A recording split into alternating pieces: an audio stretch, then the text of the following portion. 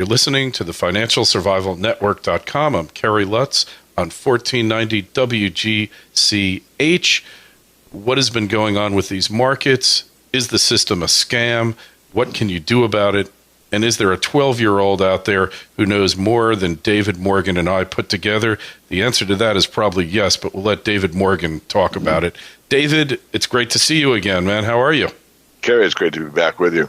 So this 12-year-old Canadian kid, she you tweeted this out. She gets it, right? Yeah, she really does. I think the whole video is like 6 minutes long, and I want to backtrack, and I certainly don't want to sound like I'm patting myself on the back, although it may come across that way. But, I was 11 years old when the coinage changed in the United States from the 90% silver coinage to what I call the Johnson slugs. And I noticed that, and there weren't many. To my recollection, there were no adults talking about it in my vicinity. We live pretty far out in the country, and 11-year-old kid isn't included in adult conversations very often. But the point being was that kind of woke me up a little bit. But here's this 12-year-old Canadian girl that basically pours out the whole banking system very succinctly to anyone that will listen. And I had that knowledge at probably 16 or so. And I was, an early adopter. In other words, a lot of people, and from your show, Kerry, haven't really learned that the Fed is a privately run corporation that is held by basically commercial banks and others that profit. And anyway, she goes through the whole thing very succinctly. So I would just say kudos to her, kudos to the Canadians. I did tweet it out, and thanks for mentioning it, because of your listeners, and I know you have quite a few, if they would retweet it to friends and colleagues, that say, well, I don't get it, someone has to run the banking system, or whatever their excuse is for the truth. I'd love to see this go viral.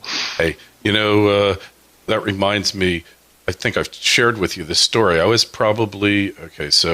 I was 8 years old in No, I'll take it back. I was, in 1965, I was 8 years old, right?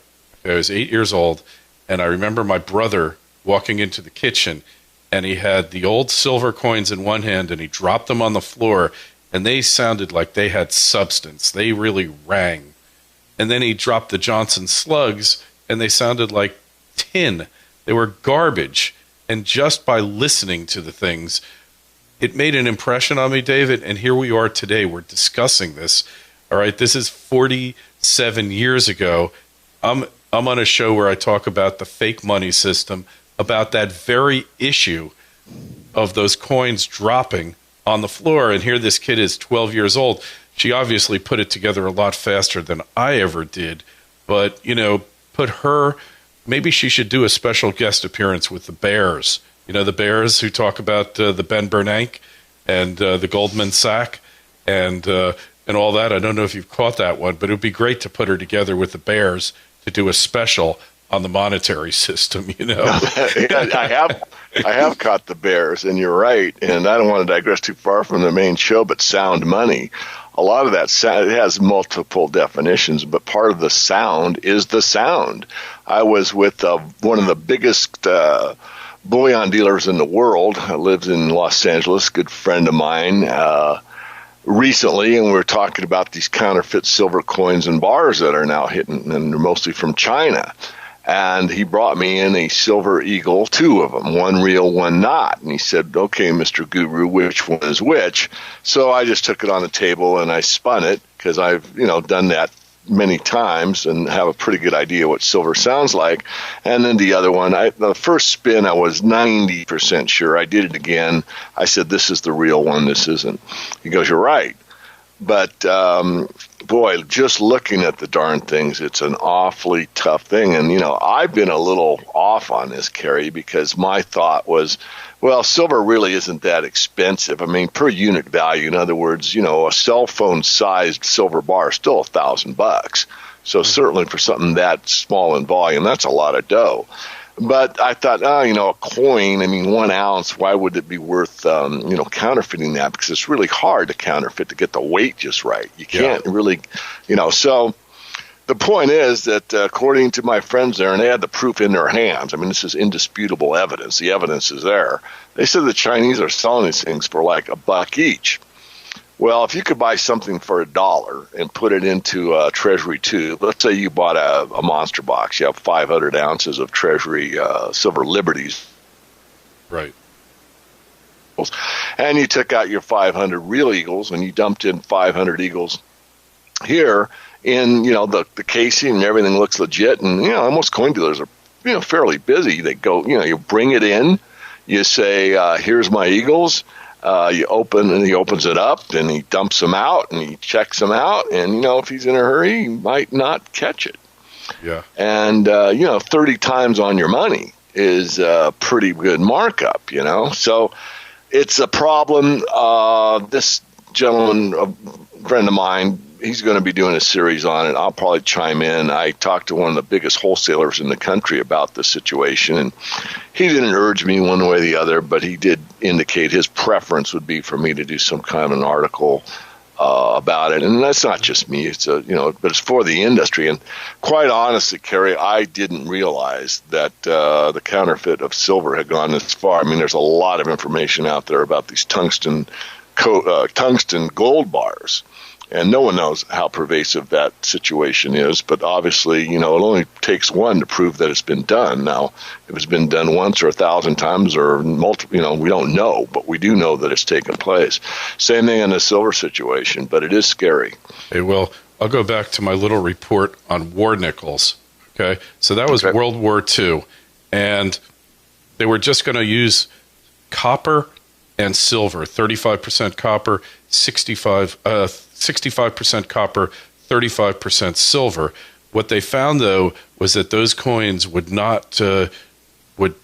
basically trip the slug detectors in vending machines that they were using in World War II. So people were obviously counterfeiting nickels leading up to World War II, which is why they had slug detectors in the machine, and they had to put 9% manganese into these coins, into these war nickels, to stop them from tripping the slug detectors. So that tells you that counterfeiting has been with us for a long time, and it's purely a question of economics. If you can make a coin that looks good enough and you can use it in a vending machine or someplace else to get something of a greater value than it costs to counterfeit, then people are going to try to do it. And I guess we're all going to be walking around with little acid testers in our pockets here to test these things, because there's really no other way. Yeah, you were pretty sure there, but to be 100% sure, you got to use the acid test, right? Yeah. Oh, well, okay, that's going to lead to another subject. There is other ways, and we want to. I come from the aircraft industry a million years ago. It wasn't quite a million, but I've been in the metals business for a very long time. Anyway, the point being that this guy got a hold of me in Canada the last time I was up there in January, so just a couple months back, and he has a non-destructive test. We call it NDT in the industry, and it is a series of magnets, rare earth element magnets, and what you do is you take your coin and you drop it and you time it, and depending on what is in that coin, it will drop at a certain rate, because silver has different properties than, say, any other element. So if you make a slightly lead coin, anything that isn't exactly 999 fine will have. Then I thought, wow, how ingenious. Didn't take him very long. Thought of it on his own. In fact, his phone number is on my desk as we're speaking. I'm going to give him a call. And this is something I think would be very viable for, mom and pop coin dealers on up.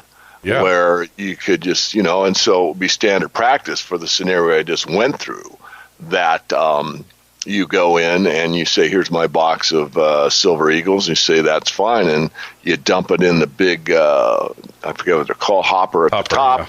And then they all go through. This is what they do on bags, by the way. I mean, if I go in for, and I've done this, I've bought and sold. I mean, it's not like I've always held everything I bought. I've sold very, very little. But at times I thought, I'd rather trade these bags in and get a bar. I've done stuff like that. But, you take a bag in, and they've got one of these coin counters in the back. I mean, bigger shops, not every little mom and pop coin dealer, but the, good sized ones. And they just drop in the hopper and they count it. They know how many, silver coins are in there. So anyway, the point being is, yes, there are some non-destructive tests that can be done that doesn't alter anything, and you don't have to use acid, although there are several good tests that you can be done.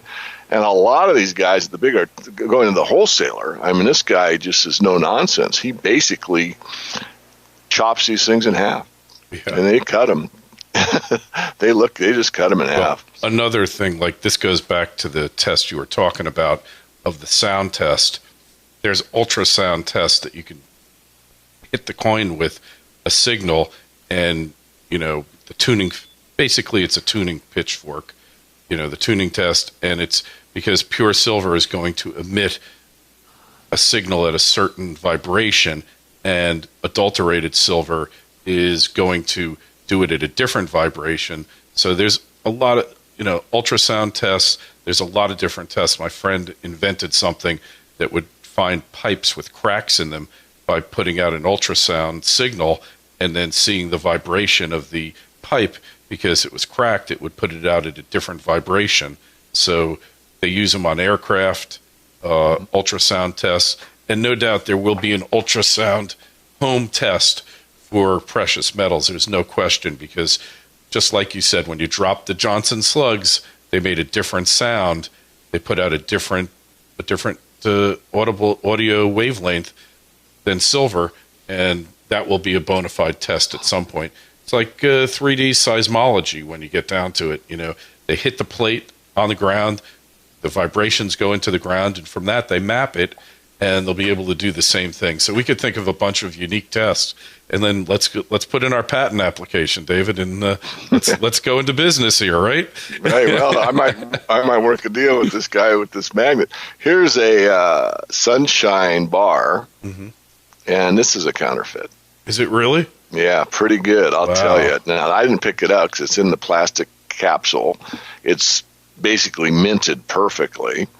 And what Sunshine has done now is they have like a hologram in every one of these, even 1-ounce bars, to, as a counterfeit defeater, which it is. But can you believe that? I mean, again, I think, God, the amount of work and trouble to make something that's, roughly $30.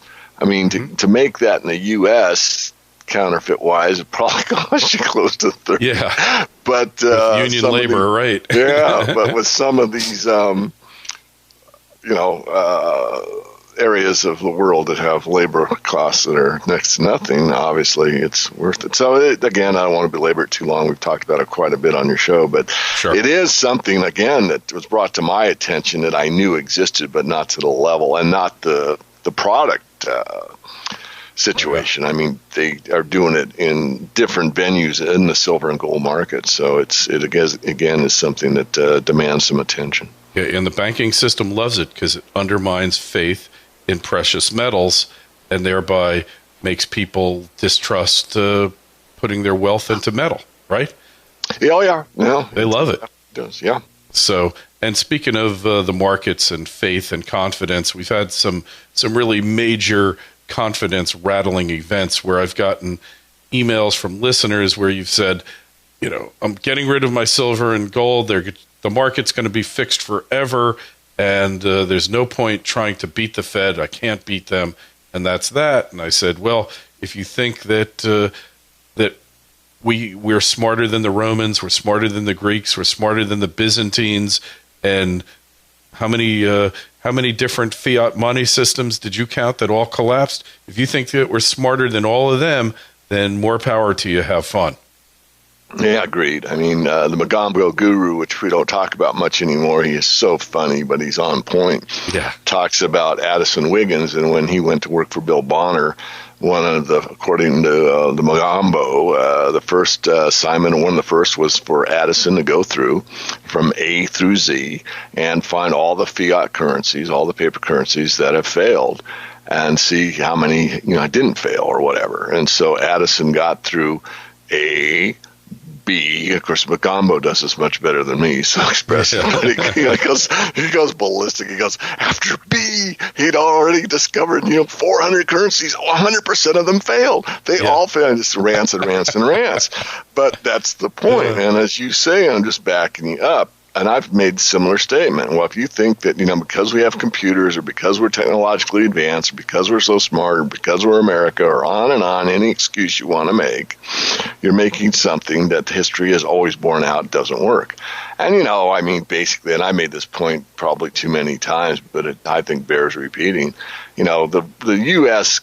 Fed, or I should say the Federal Reserve, the private corp, says that by their own numbers that the 1913 dollar's worth around 3-4 cents. That's optimistic. That's generous. Yeah, I agree. But let's say, you have a 100-point quiz and you get 4 out of 100. That's your score. That's a failure. That's an F. That's an F in grade school. That's an F in college. That's an F in graduate school. It's an F anywhere. That's an F. Failure, failure, failure. So by their own admission, they have failed. But the quote-unquote problem is, and, my opinion is, that 4 cents that's left still, if you take, 400 of them, you take $4 or $5 of fiat, you can get a cup of coffee at Starbucks. I admit that. But it only works until it doesn't work. And it's not working. There's all kinds of problems because of this. There's all kinds of misallocations of capital. There's tremendous problems throughout the globe. People are very, very upset, and rightfully so. And the problem, again, is going back to Keynes himself. That one man in a million can detect what's going on. And that's also part of the problem. They blame the governments. They blame the corporations. And there's blame to go around. Capitalism is always at fault. Hey, and the chart before the Federal Reserve, when you look at the purchasing power of the dollar, on average, it lost 0.3% per year from 1776 to 1913, and the only time that the dollar lost purchasing power was during wars, which are inherently inflationary. So when you take that into account, and then you look at what's happening now, and you look at Martin Armstrong's research, he's gone back like 1,000 years studying societies that collapsed on account of debt. And originally the book was going to be a couple hundred pages, and by the time he got to the Middle Ages, it was over 1,000 pages already of civilizations, of societies collapsing because of excessive debt. You put that two together, debasement of currency, excessive debt, and that's the prescription for societal collapse and for the downfall of just about every civilization in history. I'd like to know one that didn't collapse because of its monetary system and its finances. It just doesn't exist. Well, yeah, I tend to agree with you. There was a book called, I think it's called Collapse of Complex Societies. I forget who wrote it. Oh, yeah, right. Pretty good read. And in that book, it's a bunch of academics. It wasn't that easy to read, and I'm a pretty good reader. But anyway, the academics would do their analysis after, like the Byzantine, and there would be arguments. It was weather, or it was a crop failure, or it was this or that. I would always pretty much cite it was monetary in almost every case, if not every. But you could make a case of crop failure or whatever. The point being is exactly what you said. We are on the same exact road to destruction. What has always concerned me the most when I started writing on the internet was that it's not just Austria or the Weimar Republic in Germany or Argentina. Not that it isn't horrible, it happens anywhere, but these are isolated events that you might have had the opportunity to go to a different country or, turn it around fairly, quickly, relatively speaking. But this is a global event this time. This is going to affect everyone. As the dollar goes, so, the old expression, as General Motors goes, so goes America. Well, look where General Motors is, government motors. And as the U.S. dollar goes, so goes the world.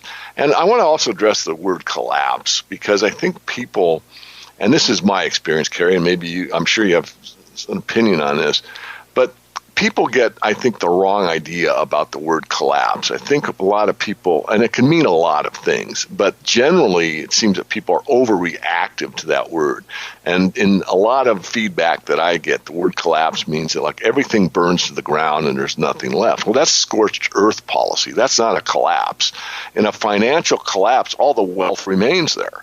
In other words, all the roads, schools, wheat fields, oil wells, you name it, the real wealth. I mean, money is a representation of wealth, and precious metals store wealth because intrinsically they have value in and of themselves.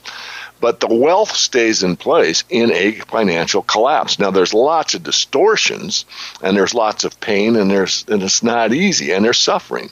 But it isn't as if everything gets burned to the ground. You got to start from zero. But you do have to realign, and you have to take the resources that are available and you allocate them a lot better. And it isn't easy, but it isn't, I think, as bad as the kind of feedback I get when you use the word collapse, because, again, a lot of people seem to overreact. What's your experience with that word? Well, I think there's different levels and there's different phases. And arguably, you could say we had the collapse in 2008 and we're still trying to deny its existence. But there is different phases. Like there's the Mad Max Beyond Thunderdome type collapse where it all just dissolves, all the bonds of society dissolves, and you're fighting over containers of gasoline. Or there's other ones where, you have a chaotic period of time like Weimar Germany, and then order kind of reasserts itself because we can't live without a monetary unit. I mean, everyone agrees on this. Society's way too complex, but the system now will collapse, but we might acknowledge it prior to that happening and implement a new system, go back to the tried and true sound money, or we might just have to watch all the markets kind of melt down. But at some point, the chaos will end and a new system will start because the alternative is going to be too horrible. And I do believe, David, that when push comes to shove, all the leaders of the world will sit down at the table and they'll come up with something else. Whether that'll work or not, how long it'll work for, I don't know. But I don't believe that the leaders are just going to sit by and watch the whole thing, go down the drain. And you're right, like at a certain level, all the wealth is still there, but it's a question of who owns it and how do you pay the mandarins to administer the system when the government doesn't have any gold. How do you pay the cops? Then we kind of reorganize society into totally different working units than we have now. So I'm the first to admit, David, I have no idea how this thing is going to shake out. I'm hopeful that the world is going to sit down right at the precipice and come up with a system that, even if it's not going to work for the long term, will avert what's going to happen. Whether it's a world currency, I don't know. Whether it's somehow tied to gold and silver, or mainly gold, there's not enough silver, we know that. I don't know what it's going to be, but I do believe that's going to happen before we have this all-out, global chaos. But then again, if Italy can elect that crazy guy, who we won't even get into his series of vices, then anything is possible in the world, Yeah, you get a great sense of humor, and you got to keep one in this world. But I agree. I won't comment further other than to just back you up. No one knows. So it could be, really bad. It could be a tough transition. Who knows? But you're right. There's a lot that's out there, and I think the other point I said, I'd say one. I'll say two things. Is it probably did happen in 2008. And it is just, we're kind of hobbling along and, pretending like it's being fixed. But, the Keynesian model is you prime the pump and you stimulate the economy and you get cash flowing throughout the system. And, everyone basically does better because you've got a higher velocity of money. And you pay a little bit of a price of inflation, but we can control that too. And on you go. But, that was the whole idea of QE 1, 2, 3, and 4. And it's not working. And that's when you're at the end. I've been criticized, and many of my ilk, about, well, you guys have been saying this for years. And I heard this when I started the speaking circuit over a decade ago. And one of the brokers in Canada, nice guy, but he was kind of like, more mainstream, you might say. He said, oh, we've heard that from, Vern Myers. We've heard it from, so-and-so and so-and-so. And he was right. And I kind of went back to the Ayn Rand situation, check your premises. And I came to the conclusion fairly easily after thinking. And it's basically Keynesian model doesn't work forever. And that's the point. We've hit the limit. And the limit is simply that it doesn't work at a certain point. So by priming the pump and adding more money to the system, it should stimulate economic activity. QE1 didn't work. QE2 did not work. Operation Twist did not work. QE3 did not work. And QE4 is not working. Clearly, we have hit the limit. Clearly, the limit has been reached. And therefore, it's not a hypothesis. It's not a theory. It's a fact. We've hit the limit. And the trail from here on is uncharted, and as you outlined, whatever collapse takes place, it is happening. Only very few people are really willing to admit it or actually acknowledge it. Hey, and that is the saddest part, David, is that so many people are in denial. 99%. I mean, I was at a polo match. Don't hold it against me, but being new to Florida, you got to go to a polo match just to find out how meaningless the game is and how boring it is. But I'm looking around at all these people, super, super wealthy people go to polo, so they have something to do with themselves, I think, on a Sunday. And none of them, David, had a clue. Like I keep 3 ounces of silver in my pocket and, take it out to talk to people. And the past month, I found one person who had a clue, who knew what the price of silver was. And I meet a lot of people. So, it's the kind of thing that my friend over at Regal Assets, Tyler Gallagher, said is people are not going to accept it until they have no other choice but to accept it. And that point is coming down the road, and we just don't know when. Very good. Well, thank you, Kerry. It's great to be with you again. Always a pleasure. Hey, don't forget silver-investor.com, financialsurvivalnetwork.com. We always tap into David's latest public articles on the site. You can always find them there. David, we'll see you soon, and you be well. Thank you.